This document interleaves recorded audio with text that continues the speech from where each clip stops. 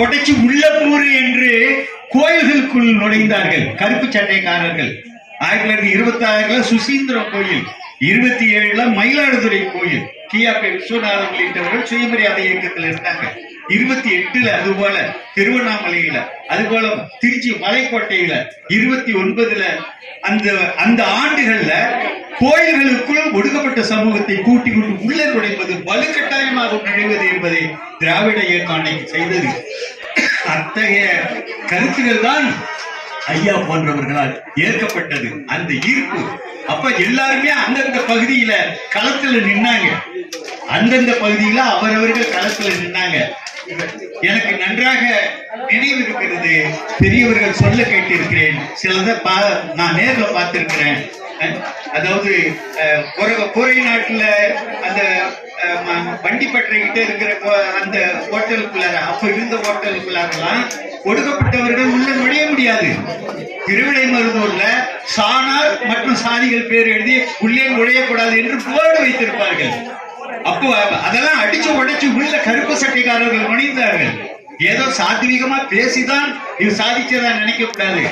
6 பைசா ஒரணாவை எடுத்துக்கிட்டு போய், எனக்கு நன்றாக தெரியும், உள்ளே வரக்கூடாது, மூங்கில் கோழா வழியா ஊத்துறத அங்க வேற பட்டாஞ்சில அல்லது டம்ளர்ல குடிச்சுக்கணும்னு இருந்த காலகட்டத்துல திடீர்னு ஒருத்தன் வந்து 6 பைசா ஊத்திக்கு டப்புன்னு அடிச்சு வைப்பான் மேஜையில.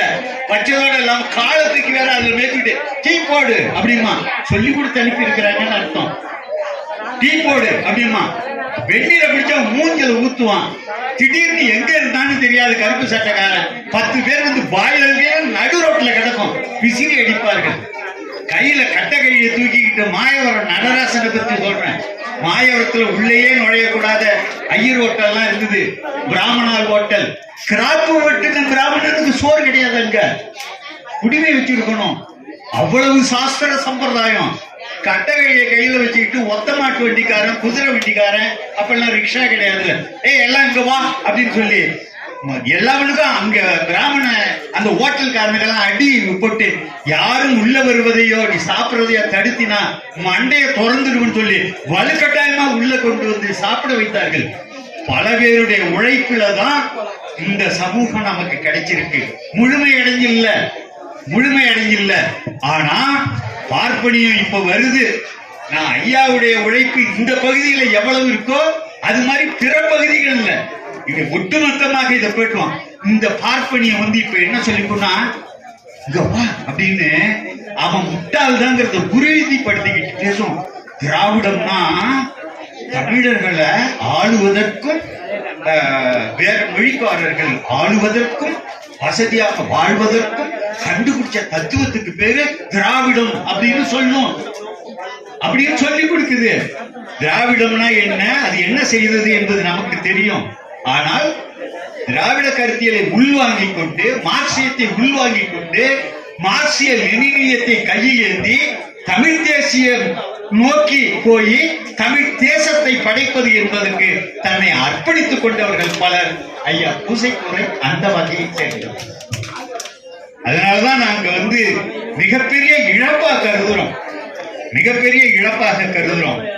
அம்மாவை பற்றி எல்லாருமே தாய் நாவல சொல்லுவாங்க. 1907 மார்க்சிம் கார்கி எழுதிய தாய் நாவல சொல்லுவாங்க, தாய் என்ற படைப்பை பாருங்கள் சொல்லி.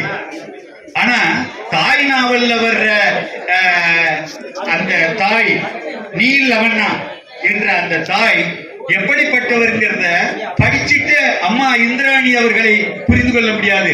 ஆனால் இந்திராணி அவர்களை படித்து விட்டு நீல் அவனா என்பதை புரிந்து கொள்ள முடியும். ஏன்னா நீல் அவனா என்ற மார்க்சிம் கார்கி நாவல்ல வர்ற தாயை விட இவர் கூடுதலானவர். அவர் போராட்ட காலத்துக்கு ஏன் வர்றாருன்னா, அவங்க பையனை கைது பண்ணிட்டு போயிடுறாங்க. நோட்டீஸ் இவன் தான் கொடுத்தான் துண்டறிக்கைன்னு சொல்லி போலீஸ் எல்லாம் கைது பண்ணிட்டு போயிடுது. அவன் உள்ளார இருக்கும்போது துண்டறிக்க போய் அந்த தொழிலாளர்களுக்கு சேரலன்னா இவன் தான் செஞ்சிருக்கான். ஏன்னா கைது பண்ண பிறகு துண்டறிக்கை கொடுக்கப்படலன்னு நினைச்சிருவாங்களோன்னு சொல்லி அந்த அம்மா போய் துண்டறிக்கையை கொடுக்க ஆரம்பிப்பாங்க ரகசியமா. இதெல்லாம் அப்படி சிறுக அதற்கு வந்தார்கள் என்று. ஆனால் இந்த தாய் அதை விட கூடுதலானவர்கள் சொல்றேன். ஏனென்றால் அவர்கள் இங்கு ஒரு சரணாலயத்தை வைத்திருந்திருக்கிறார்கள். போராளிகளுக்கான சரணாலயத்தை வருகிறவர்களுக்காக உணவளித்திருக்கிறார்கள். அச்சப்படுகிறவர்களுக்கு அவர்களுக்கு தைரியம் கொடுத்திருக்கிறார்கள். அந்த அம்மா அவர்களுடைய அந்த பங்களிப்பு என்பது மிக முக்கியமானது. அவர்கள் ஒரு விடுதலை அடைந்த பெண். ஆனால் பெண்கள் ஒட்டுமொத்தமாக விடுதலை அடைந்து விடவில்லை. அது எதிர்காலத்தில் சாதிக்கப்பட வேண்டியது. ஆகவே இந்த நிலையில்தான் நான் இந்த ஐயா பூசைத்துறை அவர்கள் ஒரு முன்னுதாரணமான ஒரு குடும்ப தலைவர், முன்னுதாரணமானவர். அம்மா இந்திராணி அவர்கள் முன்மாதிரியான ஒரு பெண்மணி. அவர்களுடைய குடும்பம் ஒரு முன்மாதிரியான குடும்பம். புலிகள், விடுதலை புலிகள் சொல்லுவாங்கல்ல, இப்ப ஆயுதங்கள் கடைசியில நிறைய இருக்குது. தொடக்கத்துல குண்டு அடிபட்டு கீழே விழுந்து சாவறதுக்கு முன்னாடி உயிர் போவதை பற்றி கவலை இல்லை. ஆனால் அந்த கையில் இருக்கக்கூடிய ஆயுதத்தை எதிரிகிட்ட விட்டுற மாட்டாங்க.